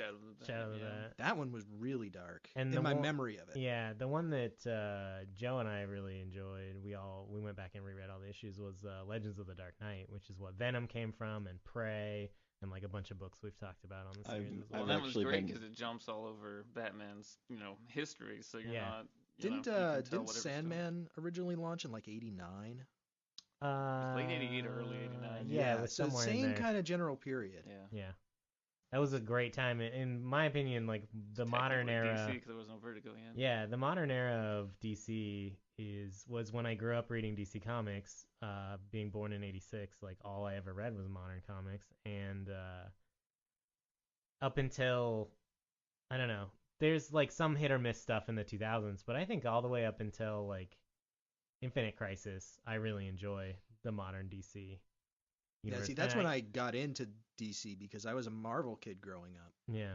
So I never really got to experience that period of DC except kind of secondhand. And I feel like I read it all late too because I wasn't really buying a lot of Batman off the racks, with the exception of I remember the first time I would like go to the store and try to buy the newest issue of Batman was during Bruce Wayne Murderer. So that kind of dates it a little bit for me. But I would always go buy the back issues because we had a great comic book store in Spokane, which is still around. It's called the Comic Book Store, or the Comic Book Shop, I think. I'm not exactly sure the name of it, but they're a great store in Spokane, and so they always had great back issues. And I would go buy old Batman stuff. So I read a lot of that late 80s, early 90s Batman before I read the stuff that was coming out, like concurrent with me being old enough to read Batman. But I think the modern era of DC stuff has so many good books in it, and we've read a bunch of them on the show. So go back and listen to all those episodes. Batman Venom, Cosmic Odyssey, Batman the Killing Joke. Yeah. Lots of good stuff coming out of DC. Man of Steel. Oh, yeah. Superman Man of Steel, the John Burns story. One of these days I'll bring that Never one. read it. So good. It's fantastic. So good. Never read He it. punches robots. everything I've ever wanted in a Superman book. That pretty is great. basically all you can really ask from I Superman. didn't love Superman until I read that. It's a heroic Superman, yeah, which is nice and not what the New 52 has. yeah, It's a nice. People at the time complained that it was a Marvel style version of Superman. I don't know if that's true because I've read they a lot of. depowered him a lot. They depowered him quite Yeah. a bit. I mean, he's still the most powerful person on the DC. But he wasn't Earth. like moving planets anymore. Yeah, well, he was Yeah, a but god that was at the time that pre-Crisis. the Flash could only run the speed of sound. Yeah, when Wally at the time had to eat constantly because they hadn't quite figured out the whole Speed Force thing yet, so it was tied to his metabolism. So he was always like mainlining like cheeseburgers and Yeah, stuff like that. they were yeah. still trying to figure out like how they wanted the powers to work post-crisis, but yeah. I'm now imagining Wally West like going into a McDonald's like a drug addict. Give me more. There's some funny like this is why I get so mad at DC because Wally West because I'm also a latecomer to DC. I didn't until it was like 2006 or something when I even read DC with any frequency. But yeah, I fell in love with the Wally West series because when that series starts, he's an asshole. Like he's like this 19-year-old kid. it's the Mark Wade stuff, right? But this is pre-Mark Wade. Oh, The okay. Mark Wade stuff is What like is the that? golden William stuff. Mesner Loeb? Yeah, well, Yeah, this yeah, Loeb's. Well, first it's Mike Barron of God, what's he do? Nexus fame. Mike Barron is the first writer for the first like 15 or 16, and then William Loebs takes over, and then Mark Wade after that. And Mark Wade stuff is definitely the holy grail. But the book starts, it's like Wally, he's 19, he's just kind of graduated from the Teen Titans because he's a man now. Barry just died. He's literally wearing his outfit, just taking over. But yeah, like the first issue of his own book, he transfers this heart halfway across the country for this transplantation, but he demands health insurance to do it. So he's like, I'm not doing it for free. It's the 80s. It's the me generation. What's up? Give me something. That's how he starts. So right away, I'm like, this kid's such a douche. What the like? This isn't a superhero. But like within the first like 50 issues, by the time you get to Mark Wade, there's so much character development. He grows so much in that time, and that's something I'm so sad about because DC's gotten so far away from that. Well, even just thinking about letting a character develop for 50 issues Yeah, I mean, is would so out of touch with modern Look at comics. what they did with Bart Allen. He had he 13 went issues. 13 issues, and then they had him beaten to death. And Just to bring that's- back Wally, and then that didn't work either because they're like, well, let's hit the reset button. Yeah, that's they did. that stuff wasn't bad. Like No. I will stand by the fact that the Bart Allen fastest man alive stuff wasn't that bad. Well, the It thing was is that interesting. they couldn't quite find the footing for it, so they kept shaking up his status quo and trying different things like every couple of issues. Like they just didn't let anybody work on it for long enough. Yeah. And it was really sad because that could have been great. And as a fan of like Jeff Johns' Teen Titans, like it was cool to see some of those characters not die or have a shitty life. And so having Bart like get to take on the mantle of the Flash was really interesting because most of the other Teen Titans got pretty fucked over. Yeah, and that was like the first of what would have been, the new generation taking over because Right. it was 20 years at that point when you're talking, Wally and some of those other characters rising up, and then, Bart would have been the first, to my knowledge, of, that newer incarnation of the Teen Titans. Which Dick Grayson would later like go on to become Yeah. Batman. Like that could have like really. That could have been like the third wave, basically. Yeah, but it could have they been really kind of cool, but- avoided that. Yeah. I don't know. DC. DC. Ugh. Well, that's Dio. I'm glad that I brought a Marvel book this time. Yeah. I actually have 2 recommendations this week. Joe asked me to pitch a book for him. Oh my God, he's so needy. I know, but it's his birthday, so I'm gonna do Alright. it. So first, I'm gonna do my pitch. Okay. And I brought the Ballad of Beta Ray Bill. Nice. This Very is from Walt Simonson's classic run on the Mighty Thor. This is issues 337 through 340.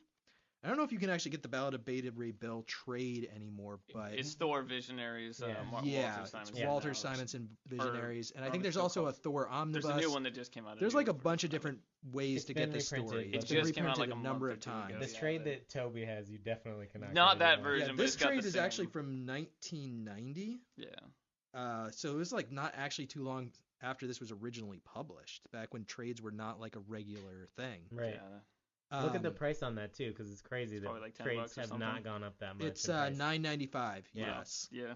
$11.95 Canadian. Yeah. So when Walt Simonson took over writing and drawing Thor, like the very first thing that he did was get rid of what's his name? Donald Blake. Blake, yeah. And like Thor was just Thor. He didn't have a secret identity anymore. And like in the same issue, Beta Ray Bill shows up, and they have a fight, and Beta Ray Bill takes like Thor's hammer away and gains the power of Thor. And Odin's like, I can't put up with this shit. Like, Thor's my son. He's supposed to have his hammer. So you two are going to have a competition to see who gets to have the power of Thor. And, like, this whole series of adventures launches off of it. And it's the origin of, like, actually a classic Marvel character who's really cool. Journey into Mystery just finished up, which actually featured the return of Beta Ray Bill. And it was, like, him and Sif hanging out and having an adventure. And it was really, really cool. And it reminded me of how amazing this story is. And so I felt like I had to pull it off my shelf and pitch it. God, the art in this is so cool.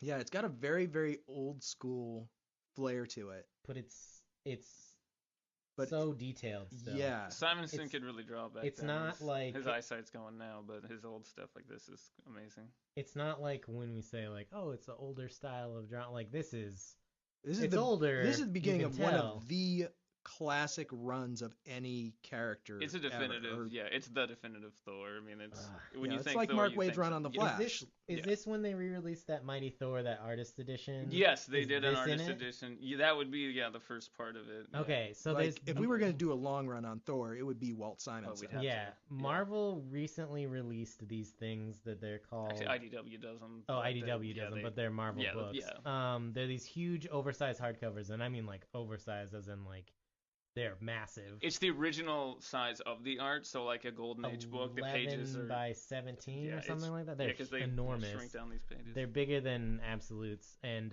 it's like pencils only, right? Yeah, they do. They're actually color scans, but they look black and white because most of the art is just But anytime blue line is used or any corrections or anything, it shows up in the original color. They're absolutely stunning. I mean, if you're a hardcore art fan, Yeah. they're usually about 175 to 250 for a book Yeah. that's maybe 200 pages. They're very pricey. Yeah. And they don't fit on your bookshelf, but like if like something like the Simonson run is your all-time, and when they go out of print, they go for obscene amounts online. Yeah. I've actually met a few guys that actually flip them. They'll buy them, sit on them for 6 months, and then flip them for like $400 or something like that. But Yeah. they're very beautiful. They're very, and some of the more popular ones, like there's a Dave Stevens Rocketeer one, which if money was no object, I would snatch up in a heartbeat. Yeah, they did a Spider-Man one. They did the Walt Simonson Thor one, and they've done a bunch. They just did a Mark Schultz Xenozoic Tales, the Cadillacs and Dinosaurs book. Oh which my God. I want. Oh that. God. I actually gave it a hug when I saw it in the shop. I'm not gonna lie. They're awesome. but 175 bucks. Yeah, if and you like, can if go you- find the Walt Simonson one, you can take a look at Walt Simonson's original pencils and original art and just shit your pants because If it's you've so seen the Thor movie, like a lot of the design of Asgard and that stuff is coming out of this era. And like Yeah. the characterization, because it wasn't about Donald Blake and his secret identity as Thor. It was Thor and the Warriors 3 and Sif, and they were having adventures in Asgard and fighting what's his name? The guy who's going to be the villain in the next movie, the Dark Elf, Malekith. cool. Mm-hmm. Malekith the Accursed. Like that was all Walt Simonson's run. It's really, really good. And if you read The Ballad of Beta Ray Bill and want to keep going with it, it's well worth it. Yeah. But So this is the very beginning of his this run? is the very Yeah. beginning Yeah. of his run. Okay. Like literally like the first couple of pages, it's Donald Blake. And then Odin's like, hey, Thor, come to Asgard. And he's like, okay, you don't have to be Donald Blake anymore. Yeah, it's an amazing jumping on point. It's so good, and it was meant to be, and it's like really, really fantastic stuff. It is. And so the other book that I brought on Joe's behalf is Meanwhile by Jason Shiga. This is kind of a hard book to imagine in your head. Basically, it's about this guy who really has to go to the bathroom. And so he goes in and he knocks on this guy's door, and the guy is a mad scientist who's got a bunch of just like inventions that he's made. And one of them is a time machine. And this comic and like every time that there's a decision point or a choice, the panels actually split, and there's all these lines that connect the panels. And It's a you choose your own adventure comic book. It's a choose your own adventure comic book. And there's actually, on the edition that I have, there's all these tabs that run along the side of the pages, and sometimes the line will run off the page, and you'll flip to like a completely different tab. And you'll go like backwards and forwards through the book, and there's something like 4,000 different combinations of stories that you can tell through this book, like just following all of the different paths through time and flashbacks and decisions. And it's an all ages book. It's kind of weird and funny and just a lot of fun to read. I actually first ran into this at a party I was at. It was sitting on the coffee table. I picked it up randomly, and I couldn't stop until I'd read the whole thing. And it took me maybe 20, 30 minutes to go through it. That's awesome. But it's just really cool and a lot of fun to read. The art's really interesting too. It's very like what I would call webcomic-y style. Yeah, it is very like webcomic-y. Newspaper There's comic. a webcomic that you'll see floating around the internet called Fleep. Have you ever heard about it? It's a I don't guy know. who's like trapped in a phone booth after an earthquake, and like he tries to like he figures out where he's on the earth by building a pendulum, and he like makes a little paper cube and uses that to figure out how much air there is in the phone booth, so he knows how much time he has before he suffocates. And it's just kind of weird and interesting. You can Google for it. It's a fun comic, and it'll give you an idea of what Jason Shiga's work is like. But this is just something that's really fun and different, and I don't want to say simple, because it's not simplistic. It's actually pretty complicated because you're following all the different lines, but it's not deep. It's really cool. It's also something that's great because with digital comics becoming such a thing, and they're kind of exploring the medium of how a digital comic can work, it's fun to see people play with the paper comic as a medium and just be like, oh, we haven't yet finished exploring comics as a paper medium yet. And the point that Joe made when he was asking me to pitch it was, it'll be interesting to see what everyone's experience is with the comic, because we're all going to read it in a different way. Yeah, for sure. Like, the same events may not happen in the same order for all of us. It'd be interesting to do a special episode where we like, or maybe not a special episode, but just like some kind of visual diagram of like how we each got through the book somehow. Yeah. Like, I don't know. I mean, so that you could read each of our versions of the book. That'd be like it crazy says different. on the cover of the book, 3,856 story possibilities. And like some of them are really simple, like, is he going to have chocolate ice cream or vanilla ice cream? And then others are like, is he going to kill his past self or not? Like, it's really weird. That's and cool. Funny. It's like an intricate choice making video game. Yeah. And like Cade said, it's like a choose your own adventure comic book. That's very cool. So what do you bring, Mannix? I brought the Underwater Welder by Jeff Lemire. Yeah. The guy actually is an underwater welder. I believe he lives in Alaska. Lives on the coast. His wife is pregnant. There's this awesome kind of duality between the actual physical pressures of being underwater in the ocean and kind of the emotional pressure that he's going to dealing with this kid. And so, yeah, it's basically him, without giving away too much, kind of having this nervous breakdown, having blackouts, having it affect his health, having it affect his relationship with his wife. And even really, it's heavily affected by his deceased father as well, who was also a diver. Beautiful story. I read it in one sitting coming back on a trip from Seattle. I was very moved by it. I couldn't stop until it was done. Jeff Lemire is one of those guys, like, when I first look at his books, I think they're just so ugly. At first, I'm like, God, his art, I just can't, because he's a cartoonist, and at first, I really don't like his style, but then as soon as I get, like, 2 or 3 pages in, like, there's something about his art that I emotionally connect with, and then, like, I couldn't have the story any other way, like, especially, like, when he kind of zooms the panel in, on, like his wife's face or whatever it is, it's like I totally connect with that, and, like, I've read a bunch of his stuff that, other people have drawn, and it's just not the same. Lemire definitely has a style that you have to get inside of. Absolutely. Yeah, he draws. I don't want to say that he draws real people, because they don't really look that real, but they look more realistic than. I always think of his style as sketchy. Yeah, it's definitely sketchy, but they're like, you see it and you look at it and you go, okay, that's line art. But when you look at it for long enough, you're like, I can imagine what that face would actually look like if it was real. Like it doesn't. They all have such a unique character to them that you can picture them like as a total personality. Yeah, I find myself sinking into it more. Like it's deceptively, complex in some way. Because it looks very simplistic on the surface, but like I don't know. Yeah, the way he can convey emotion very, very well is I guess what I'm trying to say. Yeah, he's got some great books. And what's the title of it? It's called The Underwater Welder. And this is one of his, it's small press. I think it's top shelf. He's got another one, Essex County, that's also super amazing. The Essex County trilogy. Essex County is also really super good. amazing. I think his indie stuff, his creator-owned stuff, is personally his best stuff. I'm also a really big fan of Sweet Tooth as well. Yeah, I was gonna say Sweet Tooth is great. Yeah, I think the first thing that I ever read by him is Trillium, which has just started to come out. Yeah, and I haven't read that one yet, but I'm very, very excited to read it. I'm not sure if there's more than one issue at this point. Just the one. But I did just read the first one, and it's a really interesting. I mean, we were talking about the physicality of an actual comic versus a digital comic. Mm-hmm. In the first issue of this comic, you read half of it and then you flip it over, and you read the other half. I understand. I haven't actually seen a physical copy. I read it digitally. Yeah. Okay. So, just an interesting point. Yeah, for sure. Jeff Lemire is definitely a guy to look for. Definitely. Him and Scott Snyder are the only people I even read at DC anymore. Otherwise, I've given up completely. As well you should. Lemire and Snyder still have my faith, just because they're such good writers. But, yeah. That's all I think I can say without spoiling anything about the story. Right. But cool. Yeah, they're usually, and I haven't read this one, but most of the Lemire stuff is pretty sad. Like I Killed Giants sad. It'll break your heart. I was definitely moved by it. Jeff Lemire is really good at writing.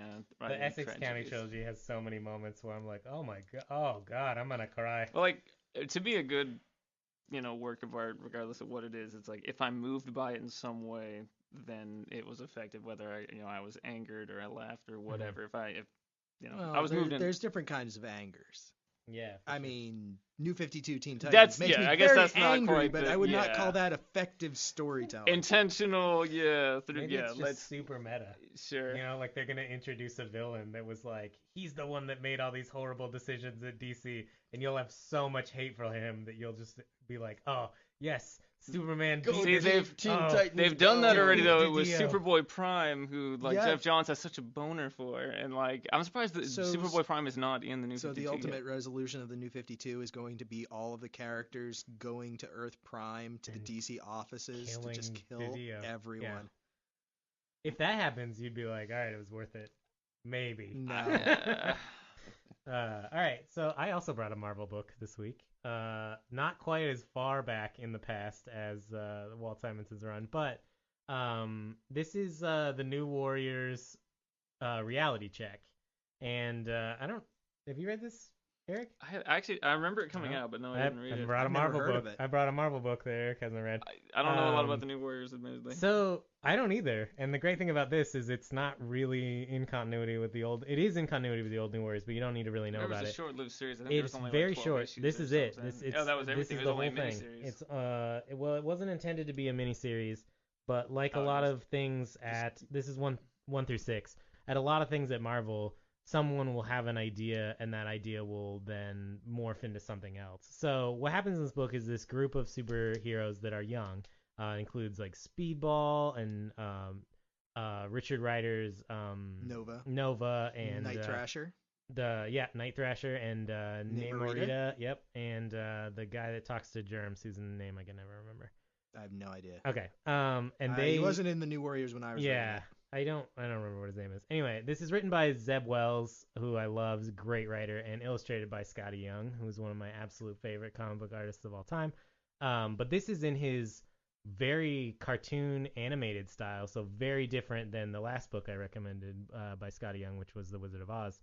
Which is incredible, by the way. Well, yeah, which is great. This is very much animatorly, like they look like cells from a cartoon show that I really want to watch. But this is the New Warriors are looking to drum up some, notoriety for themselves. So what they do is they create a reality show about them going to small towns where people need help. And when they call the Avengers don't show up because they're busy fighting Galactus or Kang or somebody. And so no one's responding to these supervillain attacks in small towns. So the New Warriors are going to take a van and drive around the country and go. Is this what led into Civil War? Yes. Absolutely. Oh Yes. So my it's God. what's crazy about this series is it's very funny, it's very cartoony. I like it a lot. There's like cool stuff going on, but what comes out of this is maybe one of the darkest moments in Marvel history, which is If not the darkest, then pretty close. which is the New Warriors fuck up in one of their missions for this TV show, and a school bus full of kids blows up. I don't think it was a school bus. I think it was a school. It was a school. Yeah. Something Nitro, like 300 Nitro ignited kids. and killed hundreds of kids. Yeah, so a whole school blows up, and the New While being Warriors broadcast. are on their essentially reality show. responsible for sort of this accident, and it spawns the Hero Registration Act that becomes part of God, that's Civil so War. weird. So I love this series because it like stands alone really well, but then you realize like, oh, this is part of like a greater tapestry, and this is what we're talking about with continuity earlier. I think it's the great way to look at this is like, this was just a fun story that somebody wrote, and then someone else took that and turned it into something else, and whether you agree with what they did with it or didn't, but like that's how a universe grows, and that's how stuff Yes. happens. The And art is absolutely stunning too. the art in this is amazing. It's such a different Scotty Young style, but I don't like it any less than his new stuff. Like I love all of it equally. He's a fantastic animator. It makes me respect it more. Honestly. Yeah. I get so used to the cutesy baby stuff now, which is fun and all, but that's like all Yeah. people want now. Like, do the cute thing, do the little baby Captain America. Yeah, thing, do that. yeah. Like, All his variant covers. yeah, I get a little tired working in a Well, comic and I shop, always love- seeing Scotty Young baby I variants. love Scotty Young, and I have, I would say 80% of the covers that he's done. But in the last 2 years, he's done like an equal number to like Oh yeah, what he did in He's the very previous hot right 10 now. years. He's very hot, yeah, for So sure. it's like Yeah. collecting him as an artist has become very difficult recently. But this Speedball also in this goes through a very interesting character arc, which is affected very heavily by what happens in Civil War. So it's cool to see some of the characters kind of like become characters that become later, because spoilers of an event that happened a really long time ago. Speedball goes on to be in Thunderbolts as a character called Penance. So I think you mean Valdo. He's Valdo from Soul Calibur. no, he's not That's wearing the same bondage character. gear. It's the same character. No, it's not. Not at all. Penance? Yeah, it's fucking No. Valdo. Nope. Voldo is like made out of rubber bands and has knives taped to his fingers and wears like a gimp mask and Penance gains power from being in pain, He and so does. his armor is just like lined with little spikes on that the just inside, hurt you him don't all the see- time. He's not on the wearing inside. like It's like bondage it's gear, the though. fucking worst change to a character that I think I've Actually, ever seen. I really like that arc a lot because he's like, the way that his powers have always worked is he absorbs kinetic energy, so like to make it more powerful, he just like will hurt him. So he becomes masochistic as part of his guilt for blowing up a bunch of kids. Like it's a really messed up story. And when that reveal of like Penance's Speedball, I thought worked really well, and that's Warren Ellis's run on Thunderbolts, which I thought was really Oh, good. that run is brilliant. Yeah. So I'm all starts really here. not a fan of Marvel from that period. yeah, I really like that. Have you read the stuff. Warren Ellis, the Thunderbolts? It was a really short-lived run. I don't know think if it I've was actually only read 10 the or 12. Thunderbolts. 13. I issues. usually I don't was care, reading but, I was reading like, other yeah. stuff in and around that. That Specifically, stuff- I was reading Nova in the Annihilation Wave, Right. and when he Oh, yeah. returns to Earth just after that, and Iron Man is a dick to him, and he Yeah. runs into Speedball, Mhm. and he's like all fucked up and weird, Mhm. and Richard Rider's like, wow, this is all incredibly messed up, and I can't deal with it, so I'm just going back out into space. Right, and also this is the same Richard Rider that would absorb the Nova Force like in Annihilation. So like it's really crazy that some of these characters go on to the greater Marvel Yeah. universe in a really interesting and different way. So That was my favorite. Iron Man SmackDown was that one in Nova. There was yeah, the Civil War tie. If we ever talk about Civil War later, I don't know, but yeah, because in Thor around that same time, not even in the same month, Thor, because they make that evil killer robot that kills whatever version of Giant Man, whatever that character was.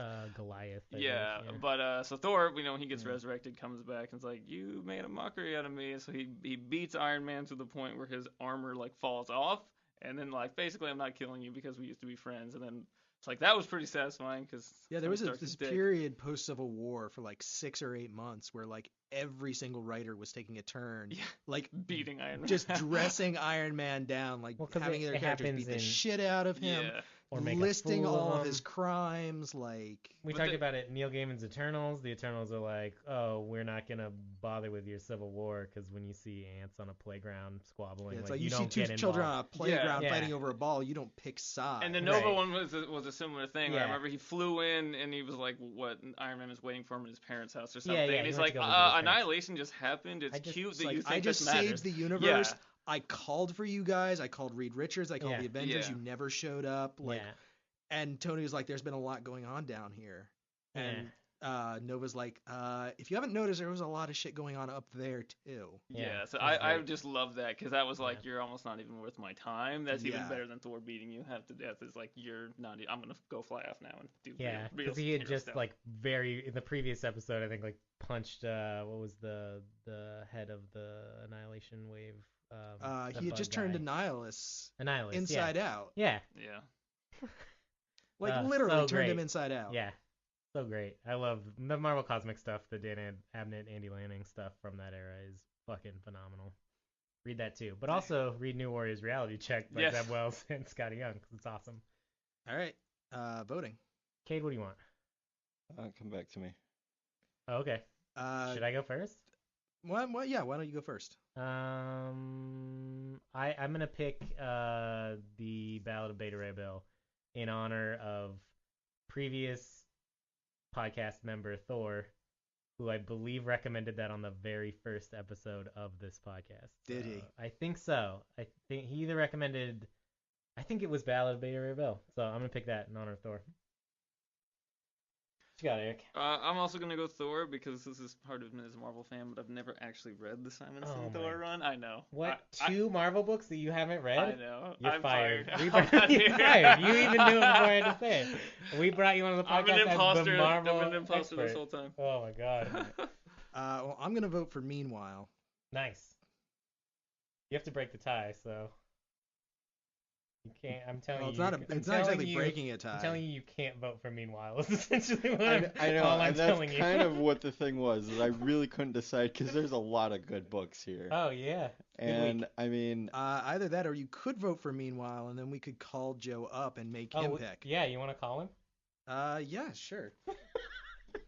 I'm gonna call him. I'm gonna hold my mic up to the phone, and we're gonna see if you can actually hear except this. he can't actually vote for Meanwhile. So if I voted, Technically, that's- it is his That's book. true. Yeah. It is his book. Yeah. so All right. if I voted for Meanwhile, he'd still have to pick some.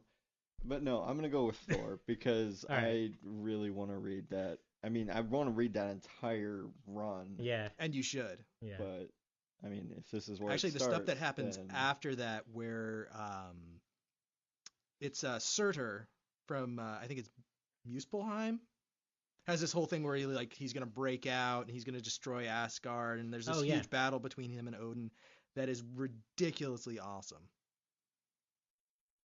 Like that whole entire run is great. Yeah.